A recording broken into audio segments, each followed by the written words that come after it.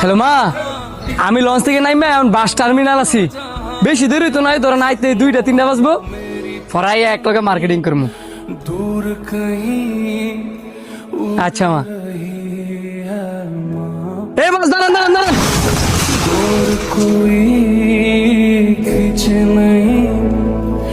बीच से काटे माँ आजा समझोई मुझे तेरी फिक्र धुंधला गई देख मेरी नजर आ जाना।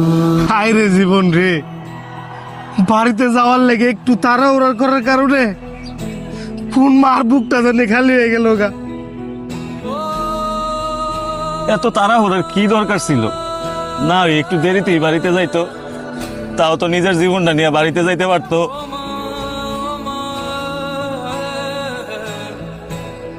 একটাবার চিন্তা করছস এ পরিবারের ঈদটা কেমনে কাটবো? ঈদে সবার স্বপ্ন বাড়ি যায় না, কারো কারো লাশও বাড়িতে যায়। এটাই হয়তো পৃথিবীর নিয়ম। सामने आ जाना